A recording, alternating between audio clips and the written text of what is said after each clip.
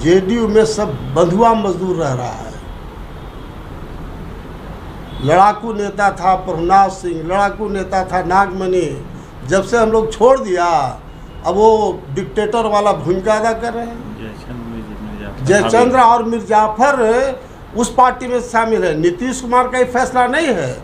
सबसे पहले आप मीडिया के लोग को बहुत धन्यवाद देना चाहते हैं कि समय निकाल करके आप सब लोग आए हैं। आज ख़ास तौर से बिहार में जेडीयू और आरजेडी ने जिस तरह से उम्मीदवारों का चयन किया है, उसके बारे में मैं बताना चाहता हूँ कि जहाँ तक नीतीश कुमार का सवाल है जेडीयू का, ये लगता नहीं है कि बिहार में कोई जेडीयू का कार्यकर्ता है। यही कारण है कि एक दिल्ली से आयात कराए और एक झारखंड से आयात करके उनको राज्यसभा में देने का काम किया। कर्नाटका, दिल्ली।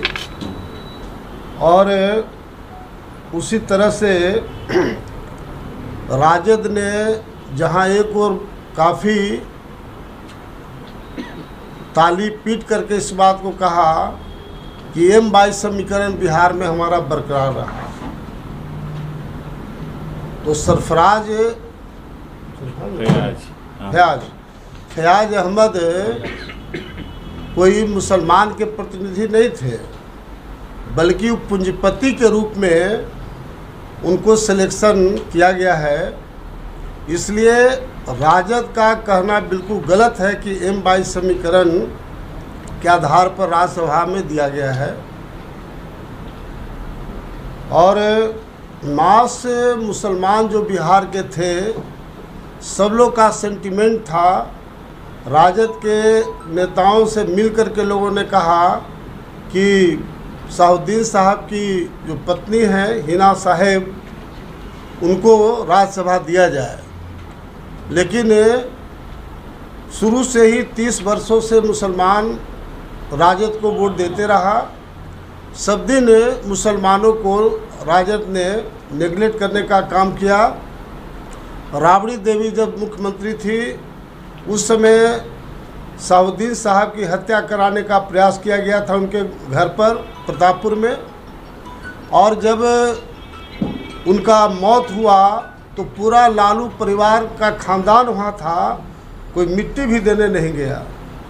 लेकिन शुरू से ही शाहुद्दीन साहब आउट एंड आउट राजद के लिए काम करते रहे, लॉयल्टी निभाते रहे। मैं इस मौके पर बिहार के तमाम मुसलमान भाइयों से निवेदन करना चाहता हूं कि M22 समीकरण समाप्त करिए और MK समीकरण बिहार में बनाइए, मुस्लिम कोरी समीकरण और सभी जो अन्य तबका है, सवर्ण समाज है, अति पिछड़ा है, दलित है, सभी जाति संप्रदाय को लेकर हम लोग चलेंगे।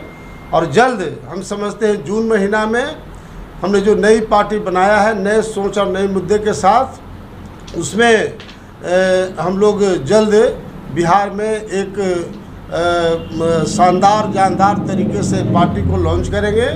और 2025 का चुनाव लोकसभा में और 2025 में जो विधानसभा का चुनाव होगा, उसमें हम लोग अपनी सरकार बनाएंगे। क्योंकि लालू नीतीश से आम जनता बिल्कुल त्रस्त हो गई है।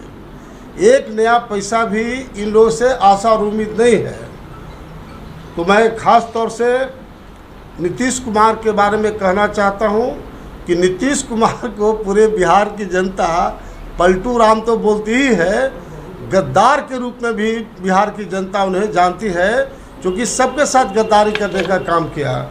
जो जॉर्ज फर्नांडिस साहब का आधार पार्टी का था, जॉर्ज साहब को इन्होंने धोखा दिया, शरद यादव को धोखा दिया, नागमणि को धोखा दिया। और जो बचा हुआ सबसे लॉयल जो RCP सिंह हैं, अगर आज जेडीयू का गांव-गांव में संगठन अगर बना है तो सिर्फ देन है RCP सिंह का। लेकिन दुर्भाग्य इस बात का है कि RCP में मनोबल नहीं है। अगर जिस तरह से नीतीश कुमार ने उनको नेगलेक्ट किया था, इनको ईंट का जवाब पत्थर से देना चाहिए था। लेकिन आरसीपी सिंह पर अफसोस लगता है कि वो बकरी ऐसा मिमिया रहे हैं नीतीश कुमार के सामने। तो लेकिन उससे कोई फर्क नहीं पड़ता है। हम लोग बिहार में बिल्कुल नए सोच नए मुद्दे के साथ पार्टी को बनाएंगे। नीतीश कुमार जी अब आज कह रहे थे कि मैंने आरसीपी को आईएएस के रूप में रखा अपने विभाग में, उनको राज्यसभा 2-2 बार भेजे, राष्ट्रीय अध्यक्ष बनाए। भैया आपको बिहार की जनता तो 3-3 4-4 बार मुख्यमंत्री बनाया और बिहार को आपने रसातल में पहुंचा दिया। बिहार का शिक्षा चौपट, स्वास्थ्य चौपट, बेरोजगारी चरम सीमा पर, भ्रष्टाचार चरम सीमा पर, विधि व्यवस्था रोज हत्या लूट हो रहा है। तो आपकी क्या ज़रूरत है बिहार में? बिहार की जनता जानना चाहती कि आप में कौन सा खासियत है। बिहार को तो बर्बाद कर चुके। तो जब आरसीपी सिन्हा को दोबारा आप राज्यसभा नहीं भेज सकते हैं तो बिहार की जनता आपको मुख्यमंत्री के रूप में क्यों बर्दाश्त करेगा? तो ख़ास तौर से हमारा 2 पहलू आज का है कि राज्यसभा में जो जहाँ तक राजद का सवाल है, ये M-22 समीकरण बिल्कुल फॉल्स है, बिल्कुल गलत है। और ये जो मीसा भारती और जो दूसरे जो उम्मीदवार को डिक्लेयर किया गया है, इसमें सीबीआई से जांच कराया जाए। बताइए, डेमोक्रेसी है? अभी पूंजीपति को लाला करके राज्यसभा दे रहा है। तो जो लोग सीबीआई में फंस करके जेल में सड़ने का काम कर रहे हैं, लेकिन फिर भी वही आदत पकड़ाया हुआ है, पैसा पैसा पैसा। तो अगर दम है लालू यादव में तो सीबीआई से इसका जांच करावे किस परिस्थिति में क्या नाम फयाज अहमद को राज्यसभा दिया गया। तो मेरा खास तौर से 2 पॉइंट पर ही कहना है। और कल सिवान में जा रहा हूँ, साबुद्दीन साहब की पत्नी हिना साहब से मिलेंगे, उनका बेटा उसामा जी उनसे मिलेंगे। और बिल्कुल बिहार के आम मुसलमान बिल्कुल खिलाफ हो गए इन लोगों से।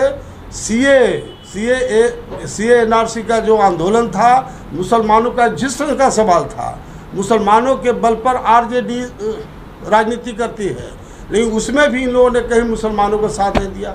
इसलिए बिहार के तमाम मुसलमान भाइयों से अपील करते हैं कि ये आरजेडी का, राजद का मायामोह छोड़ें और एमके समीकरण, मुस्लिम कोयरी, अति पिछड़ा दलित सवर्ण समीकरण बना करके बिहार में एक नया हम लोग विकल्प देंगे लालू, नीतीश और बीजेपी के खिलाफ। आपने बीजेपी का नाम नहीं लिया?